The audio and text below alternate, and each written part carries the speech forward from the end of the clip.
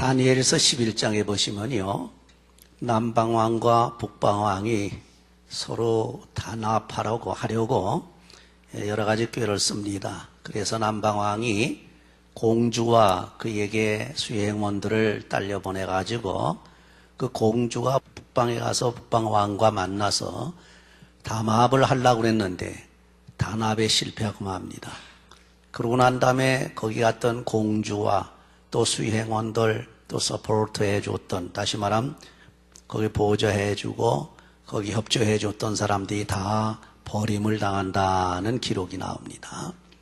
그 다음에 이제 다니엘서 11장 27절쯤 가게 되면은 거기 직접 이제 남방하고 북방왕이 또 한 자리에 앉아서 단합하려고 그럽니다.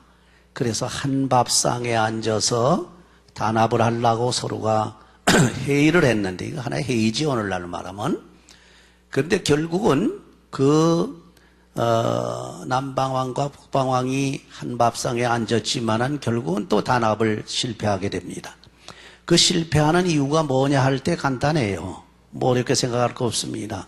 뭐냐 하면 서로 생각이 달랐기 때문에, 서로 마음이 달랐다. 거기 기록된 말씀을 보게 되면 피자에 도와주고 우애해주고 화합을 하려고 하는 마음을 가지고서 단합을 이루고 또 그렇게 하기 위해서 한 밥상에 앉아야 되는데, 거기 기록된 걸 보게 되면 서로 어떻게 하려고 하면 해하려고 그랬다. 그러니까 한 밥상에 앉아서 같이 이렇게 의논을 하는데 실상 속 마음들은 전부 서로가 어떻게 하면은 저 사람을 해하고 내가 밟고 올랐을까, 북방왕대로 어떻게 하면 우리 북방 나라가 그때 당시에 북방 나라는 이제 뭐 여러분 꼭 알 필요는 없습니다만은 아수르와 이제 바벨론 특별히 말하는 건데, 남방은 이제 애굽을 말하는 거고, 일단은 북방은 그런 생각을 가지고 있어요. 어떻게든지 자기가 유리하도록 이 회의를 이끌어 나가야겠다. 한 밥상에 앉아서 의논하는, 상의하는 회의를 이끌어 나가겠다니 자기 이속을 차리다 보니까 어떻게 하면 상대방을 밟고 올랐을까, 그런 생각을 가지고 있었고, 남방도 똑같은 생각을 가지고 있었어요. 그러니까 이 생각이 다른 두 사람이 앉아가지고 또 자기 이해관계가 다른, 속마음이 다른 두 사람이 앉아가지고 단합이 되겠느냐. 이 단합이라는 말은 상당히 깊은 의미가 있어요. 첫째는 이제 조인한다는 얘기. 그래서 성경에 보게 되면 조인이라는 말로 성경에 기록이 되어 있는데, 그것이 그냥 간단한 단순한 조인이 아니라 다시 말하면 이 동맹입니다. 끈끈한 동맹이에요. 그렇게 하기 위해서 앉았는데 속마음이 서로 다르니까 단합이 안 되더라. 결국은 피차에 얻는 것이 없어지더라는 얘기입니다. 여러분, 어디서도 마찬가지입니다. 우리가 뭐 가정에서도 마찬가지고 교회나 또는 직장이나 국가도 마찬가지예요. 가정에서도 서로 단합이 되어야 돼. 그렇죠?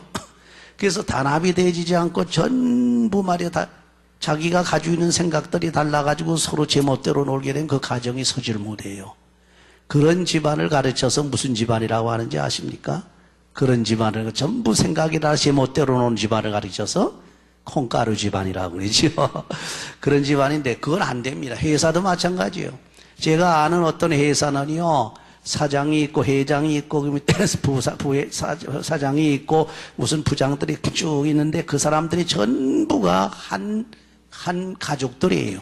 다시 말하게 되면 그 식구라고 해서 뭐 한 집안 식구가 아니라 사촌 뭐 이렇게 해가지고 전부 일가 친척이야, 전부가. 그런데 그 회사에서 전부 단합이 돼가지고 어떻게 하면 회사를 살릴까 하는 생각을 해야 되는데, 그렇지 않고 뭐 어떻게 했냐면 그 사람들이 전부 자기 위치에서 조금 속여가지고 조금 해가 전부 빼먹는 거예요. 회사 돈을 전부 빼먹는 거예요. 그러다 보니까 결국 나중 그 회사가 망해버리고 다른 데로 넘어가고 말았습니다. 바로 그런 겁니다. 정치 세계도 마찬가지예요. 지난번에 대선 때 한번 보세요. 그 민주당이 사실 단합을 못 해가지고 결국은 참패를 해가지고, 요새 그 텔레비전에 나온 거 보니까 정말 보기도 애처롭더라고요. 안쓰럽고. 그렇죠? 그 민주당원들, 그 지도부들이 나와가지고, 그저, 각 지방을 돌아다니면서 국민들한테, 그저, 채찍을 맞고 말이죠. 국민들 앞에 그냥 큰절하고 엎드려가지고 제발 살려달라고 애걸복걸하는 걸 보면 참 이거 안쓰럽더라고, 보기 좀. 그러면 그 민주당 왜 이렇게 되느냐? 물론 공주 같은 안철수하고 단합을 하려고 그랬는데 안 되지 않았어요. 실패했거든, 사실. 이런 문제입니다. 어디든지 단합이 잘 되는 데는 성공을 합니다. 두세 사람이 단합만 하면 못할 것이 없다고 그러는 게, 특별히 남자 세 사람이 모이면 못할 것이 없다. 그거 우리 속담에 있지 않습니까? 그렇죠. 성경에도 보게 되면 두 갈래 줄이 합치면 탄탄한데 세 겹줄이 합치게 되면 끊어질 수 없을 정도로 튼튼하다는 거예요. 그래서 우리가 어디든지 이 원리가 적용이 되는 겁니다. 심지어 자기 개인에도 적용이 되는 거예요. 자기 개인 하나 마음속에서 1000갈래, 10,000갈래, 2갈래, 3갈래 생각이 왔다 갔다 하는 사람은요, 그 사람 모든 게 다 실패해요. 자기가 하는 일도 실패하고 심지어는 자기 몸도 망가져, 정신도 망가집니다. 그렇지 아니하고 일편단심, 그야말로 한 마음을 가지고 뭉쳐있는 그 사람의 마음이 든든하기 때문에 그 사람은 제대로 선다는 거예요. 근데 여기에서 단합을, 어디든지 단합이 필요한데 이게 제대로 된 단합하고 제대로 되지 못한 단합이 있거든요. 다시 말하게 되면 제대로 된 단합을 정치적 얘기에서는 아름다운 단일화다 그렇게 얘기하지요. 아름다운 단합이다 그렇게 얘기하거든. 사실 우리 믿는 사람이 말할 때는 아름다운 단합이라는 얘기보다는 더 좋은 말들을 많지 않습니다. 주의 사랑으로 하나 되고 성령으로 하나 된다. 또는 은혜로 단합을 한다. 사랑으로 단합을 한다. 그것을 한마디로 성령으로 하나 되게 한 것이라 그랬습니다. 그래서 성령으로 하나 되게 한 것을 힘써 지키라고 바울이 그랬거든요. 조합관, 우리가 이 단합만 하게 되면 사는 겁니다. 단합만 할 수 있으면 개인이 살고, 단합만 할 수 있으면 가정이 살고, 단합만 할 수 있으면 직장이 살고, 단합만 할 수 있으면 나라가 살고 교회가 산단 말이에요. 전부 잘못하고 실패하는 그러한 그룹들을 보게 되면 전부 단합이 안 돼서 그래요. 전부 제 멋대로 놀고 자기 이성을 차리고 협력하지 아니하고 협조하지 아니하고 그저 제 멋대로 돌아가니까 뭐든지 안 되는 거예요. 그렇죠? 가정도 안 되고 직장도 안 되고 말이죠. 국가도 안 되고. 여러분 보세요. 지금 단합이 안 된 국가들 한번 보세요. 그중에 대표적인 게 오늘날 굉장히 고통을 당하지 않습니까? 시리아 나라를 보세요. 시리아. 그 속에 내전이 일어나가지고 지금 정신이 하나 없습니다. 치고받고 온통 피투성이가 되고 잘 되는 거 없거든. 단합된 나라는 전부 그래도 제대로 돼 나간 미국 같은 나라. 그 중국도 보세요. 그 어떻게 되니 다 어떤 방향으로 해도 단합이 되니까 지금 성장률이 7점 몇 프로라고 그래요. 이거 세계에서 제일 성장률이 아직도 고도 성장을 하고 있잖아요. 저게 사실 앞으로 어떻게 될는지 우리가 참 어떤 데 두려운 생각이 들어가요. 어쨌건 단합만 하게 되면 뭐든지 이뤄낼 수 있다는 것입니다. 근데 오늘 본문을 가만히 보니까 바울이 단합을 강조하고 있다는 거예요. 다시 말하면 하나가 되라 그런 얘기입니다. 하나가 되라. 그러면 바울 사도가 원하는 단합은 어떠한 단합이냐, 이게 중요한 겁니다. 바울 사도가 원하는 단합은 크리스찬의 단합이에요. 이거는 우리가 은혜로 하나 되고 사랑으로 하나 되고 이것은 성령으로 하나 되는 단합이란 말이에요.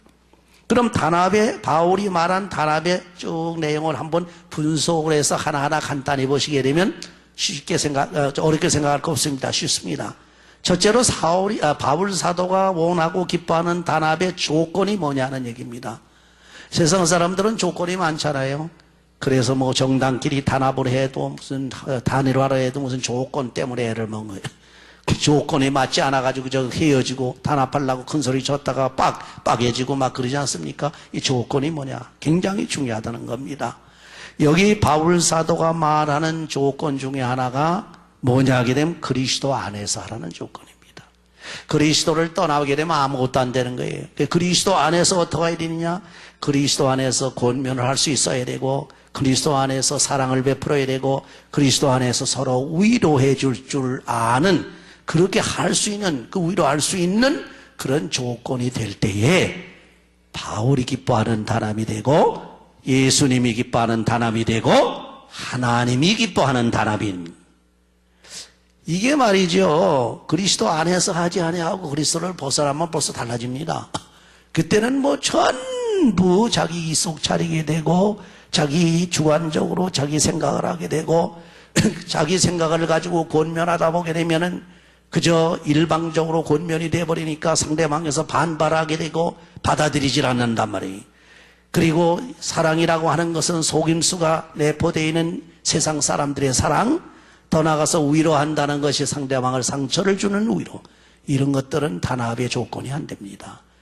그래서 무슨 권면을 하든지 무슨 사랑을 하든지 무슨 위로를 한다 할지라도 그리스도 안에서 할 때에 그때 단합의 조건이 되는 거예요. 또 하나의 조건은 뭡니까? 간단합니다. 그리스도 안에서 중요한데 더 중요한 것 중에 하나가 성령을 통해서라는, 성령으로 하나 되게 하라는 얘기입니다. 왜 그렇습니까? 성령으로 하나 되게 하지 아니하면 사람은 하나 될 수가 없어요. 왜? 사람 하나 된다 하더라도 임시방편입니다. 뭐 요새 가만히 봐도 전부 하나 된다고 억지로 하나 된다 할지라도 그 속에는 엄청난 이기심들이 내포되어 있어가지고 서로 후시담담 기회만 있으면 자기 이속을 차리려고 합니다. 이게 인간이에요. 성령으로 하나 되게 하는 건 뭡니까? 이것은 내가 하는 게 아니라 성령이 마음을 감동시켜가지고 하는 겁니다. 예를 들어서 하나 제가 말씀을 드리겠습니다. 여러분, 공산주의에서 기독교를 현혹시키기 위해서 이용하는 그러한 성경 구절이 있습니다. 그 줄 하나가 초대교회에 보라. 초대교회는 서로 유무상통했다. 그랬거든요. 유무상통했다는 거예요. 이것이 바로 공산주의의 유무상통이라고 그러는데 전혀 차원이 다릅니다.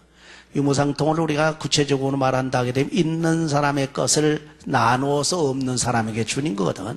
그래서 여러분 초대교회 보세요. 참 그 돈 있는 사람들이 사도들 발 앞에 의복도 갖다 놓고 돈도 갖다 놓고 모든 물건을 갖다 놓아가지고 사도들이 그것을 분배해서 없는 사람들을 도와줬다. 그랬거든요. 얼마나 아름다운 광경입니까? 이거를 공산주의자들이 자꾸 이용을 한단 말이에요. 근데 내용이나 방법을 보면 전혀 다른 겁니다. 공산주의자들은 부르주아 계급에게, 다시 말하면 지주와 지금으로 말하면 재벌 계급에게서 무조건 강제로 빼앗는 거예요. 몰수라는 겁니다. 그렇죠? 몰수를 해가지고 국가에서 나눠준다거나 하는 제대로 나눠나 줍니까? 특권층들이 다 먹고 그저 눈가림만 하지요. 이게 전혀 기독교하고 다른 겁니다. 기독교에서 자기들의 물건과 돈과 모든 재산을 갖다가 사도들 발 앞에 놓은 것은 자발적으로 놓은 거예요. 누가 시키지 않았습니다. 강제로 빼앗아 놓은 것도 아닙니다. 그렇죠?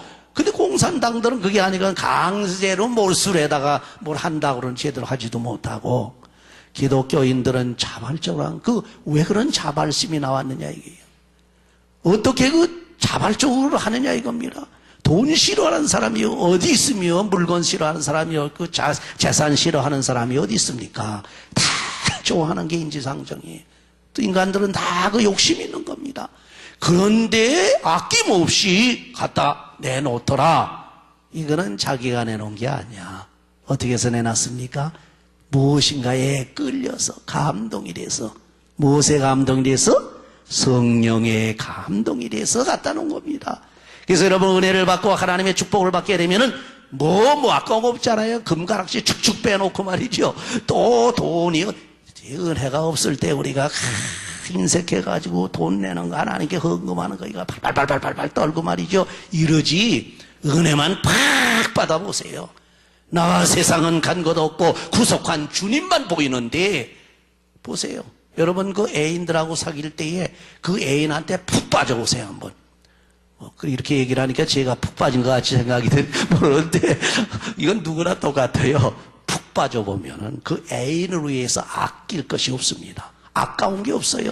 자기가 다 주는 거야, 다. 심지어는 자기 목숨까지 주겠다고 맹설하지 않습니까? 여기입니다. 여러분, 성령이 감동을 해가지고 충만하고 성령께서 내 속에 들어와가지고 성령이 주관하게 되면 아까움이 없다면 자발적으로 막 내놓는단 말이에요. 사도 시대에 바로 사도들 발 앞에 물건과 재산들을, 재물들을 갖다 놓은 것은 자기 마음이 자기 생각대로 된 것이 아닙니다. 성령으로 통해서 한 겁니다. 성령으로 감동이 돼서, 성령으로 감동이 돼가지고 교제합니다. 성령으로 감동해 서로 긍휼히 여기고 불쌍히 여기고, 성령으로 감동해서 자비를 베풀어가지고 서로 없는 사람들에게 나누어주고 서로 위로하고 권면하고, 이것이 바로 바울 사도가 기뻐하는 단합의 조건이 되지는 거예요. 간단히 요약하게 된 그리스도 안에서 하라. 성령으로 하라 그러니, 그렇죠? 그리스도 안에서 성령으로 하게 되면은 하나님이 기뻐하시는 단합이 될 수가 있다, 그런 얘기입니다. 그러면 사도 바울이 기뻐하는 단합의 그 본질이 뭐냐 이거야. 그 단합이 어떤 단합이냐 그러니, 여러분 그 정치계에서도 말이에요, 단합한다고 그 본질 가지고 난리가 나지 않습니까? 그 본질이 뭐냐 이거야. 본질이 같아야 되는 같이 일하나. 그래가지고 뭐 단합하는 사람은 서로가 당신 생각하는 본질, 나 우리하고 틀린 게 있다 자꾸 그러거든요. 맞는 것도 있다고 그러죠. 쉽게 말하게 되면 기득권 내려놔라 이런 얘기들, 그거는 뭐 서로 맞는다고 그래요. 뭐 여러 가지 이제 있어요. 그 안에 이제 또 이건 무슨 경제 민주화를 하자 또는 뭘 하자 정책들 뭐 있는데, 실제 본질에 들어가서 합의가 안 되게 되면 단합이 안 됩니다. 그래서 지난번에 민주당에서 단합이 안 된 이유가 뭡니까? 말로는 기득권 내려온다는 내려놨습니다. 안 내려놨거든. 마음을 비운다는 안 비웠거든. 그렇죠? 근데다 갖다 또 이쪽에서 보게 되면은 그냥 이상하게 그쪽의 내용을 갖다가 흠잡으면서 자기가 인기가 떨어지고 자기가 인기가 슬슬 내려가니까 발을 쑥 빼고 그야말로 겨우 투표하고 미국으로 달려오지 않았습니까? 이거 전부 똑같은 사람들입니다. 알고 보게 되면. 그러니까 본질이 같아야 돼. 첫째 뭐가 같아야 되냐 하게 되면 같은 사랑을 가지고 있어요. 이 사랑이라는 건 모든 걸 다 덮습니다. 사랑만 있으면 상대방을 이해해라 해요. 사랑만 있으면 상대방이 죄를 짓게 되면 죄를 용납하는 것이 아니고 죄 때문에 슬퍼하고 같이 고통하며 같이 회개하는 데 들어가는 겁니다. 그 사랑이에요, 그게. 예? 그 사람 죽이는 게 아닙니다. 살리는 거예요. 그러니까 사랑만 있으면 돼. 서로 사랑하는 데야 뭐 말할 거 없지 않습니까? 서로 사랑하는 데는 뭐 조건이 없어요. 그렇죠? 거기다 갖다가 마음 자체가 한 마음을 품어야 돼요. 두 마음이 되면 안 됩니다. 마음이 하나같이 돼요. 한 마음이 돼서. 한 마음이 돼가지고 결론적으로 그들이 하는 일, 그들이 하는 목표의 뜻이 같아야 된단 말이에요. 이것이 바로 본질입니다. 다시 말하면 단합의 본질은 사랑과 마음의 뜻이에요. 그렇게 사랑하는 마음 또는 사랑하는 그러한 그 뜻, 또 사랑하는 그 마음과 뜻과 이것이 같아야 된단 말이에요. 그래서 이것이 다르게 되면은 피상적으로 겉으로 단합을 하는 것 같지만, 그러나 결론적으로는 단합이 안 된다. 더군다나 그리스도인들이 단합할 땐 바로 사랑이 주제가 되고 마음들이 하나가 되어야 된다, 그런 얘기입니다. 그 다음에 바울 사도가 기뻐하는 단합의 방법은 그럼 뭐냐 결론적으로, 그럼 뭐 여기 본문에 보게 되면 아주 구체적으로 나눠 있습니다. 특별히 첫째로 다툼이 없어야 된다는 겁니다. 다툼이. 서로 다퉈가면서 무슨 또 단합이 됩니까? 다투는 이유가 뭡니까? 서로 사랑이 없어서 그래요. 상대방을 이해해주는 사랑이 없어서 그래요. 왜 사랑이 없습니까? 자기 욕심이 있어서 그래요. 그의 욕심이 뭡니까? 욕심을 알고 보게 되면 이것은 허영이에요. 허영된 마음의 욕심이 있으니까 서로 사랑을 할 수가 없고 단합을 이룰 수가 없다. 여러분 가정에서도 마찬가지입니다. 그 다음에 기뻐하는 단합의 방법은 뭐 해야 됩니까? 겸손해져야 됩니다. 자기가 겸손하지 않고는 단합이 되지 않을 수. 뭐 서로 잘났다고 그러는데 무슨 단합이 됩니까? 그렇죠? 무엇에나 겸손하게 엎드러지는 사람들에게 모든 사람의 마음이 쏠리게 되는 겁니다. 겸손한데 어떻게 겸손해야 되느냐? 무조건 겸손하는 것이 아니라 자기가 남보다 못하다고 생각을 하셔야 돼요. 자기보다 다른 사람들이 다 낫다 이 생각을 해야 돼요. 근데 실제적으로 그게 됩니까? 쉽게 아무리 대봐도 객관적으로 해봐도 저 사람보다 돈도 많고 저 사람보다 지식도 많고 저 사람보다 능력도 많고 저 사람보다 가진 것도 많고 저 사람보다 생각도 높고 저 사람보다 지혜도 많고 저 사람보다 모든 것이 많은데 어떻게 그 사람보다 내가 낫다 다시 말하면 내가 저 사람이 나보다 더 훌륭하다 또 나보다 저 사람이 좋다 또 저 훌륭하다 이렇게 생각할 수가 있느냐 이거예요. 저 사람보다 내가 못하다고 어떻게 생각합니까? 그렇게 생각하라는 겁니다. 되집니까? 되져요? 만약에 된다고 그런 생각 가지고 된다면 그 거짓입니다. 객관적으로 볼 때 내가 분명히 저 사람보다 가진 것도 많고 실력도 많고 또 지식도 많고 능력도 있고 무엇이나 저 사람보다 내가 더 많이 갖고 더 훌륭하다 그럴까 더 훌륭한데 어떻게 그 사람 보고 나보다 더 훌륭하다고 말할 수가 있겠느냐 그 얘기예요. 그러면 무조건 아이고 당신이 나보다 훌륭해 나는 저 사람만 못해 그렇게 하는 게 됩니까? 그게 이제 여러분들이 구체적으로 생각해야 될 부분입니다. 여러분 보세요. 여기서 더 낫고 못하다는 것은 저 사람보다 내가 더 낫다 못하다 하는 것은 어떤 계급적인 그러한 생각을 가지고 하지 말라는 겁니다. 쉽게 말하게 되면 저 사람보다 내가 가진 것이 더 많음에도 불구하고 부라고 하는 개념에서 내가 저 사람보다 더 많은 것을 가졌으니 저 사람은 나한테 굴복을 해야 된다. 나한테 구걸을 해야 된다. 이런 생각을 하지 말아야 된다는 거예요. 그러면 어떻게 해야 되느냐?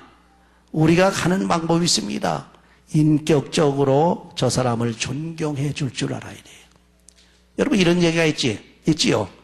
사람 밑에 사람 없고 사람 위에 사람 없다. 그렇죠?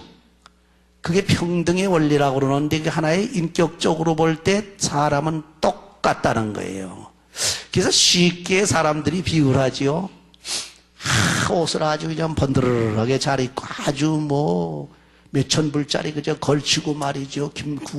보석 다 걸치고 얼굴도 그냥 한 대로 치장을 하고 해가지고 귀태가 난단 말이에요. 또 가진 것이 많으면 거지를 갖다 내려놓고 아주 비교를 해보세요. 어떻게 생각합니까? 그런 차원에서 비교할 땐 거지는 거기에서 속대를 말하 쪽도 못 쓰는 거죠. 그러나 옆에 오지도 못하는 거죠. 그렇죠?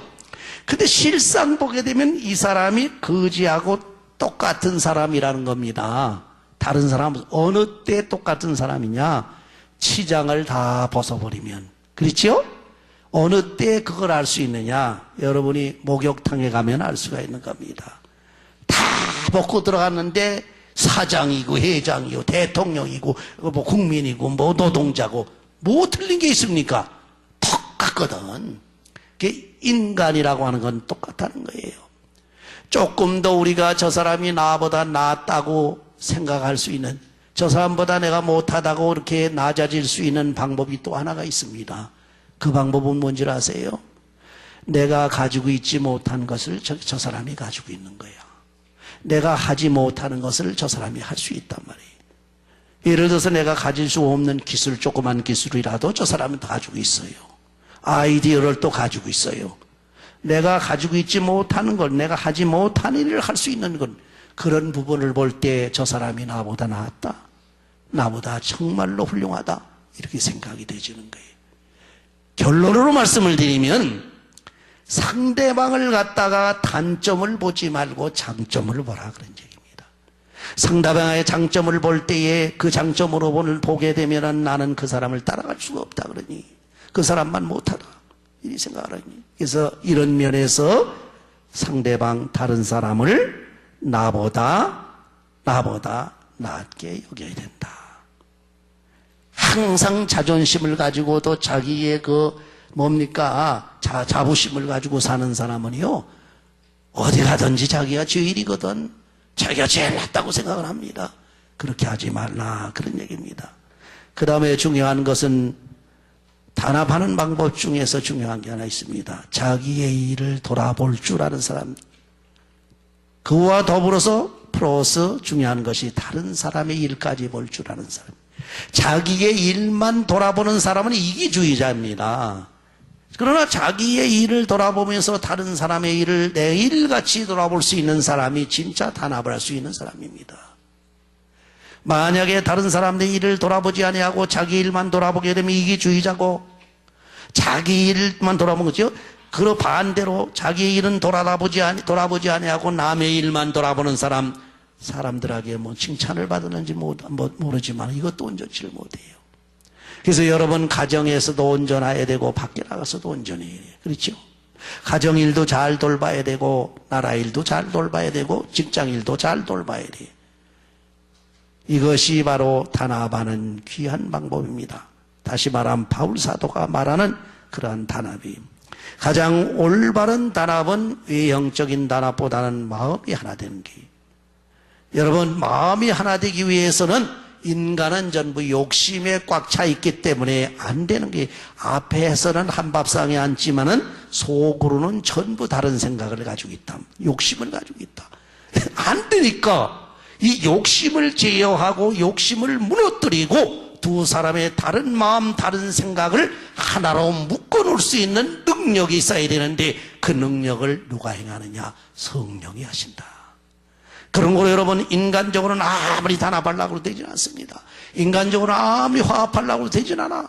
그러나 될 수 있는 방법은 오로지 그리스도 안에서 성령으로 하나 되는 길밖에 없다.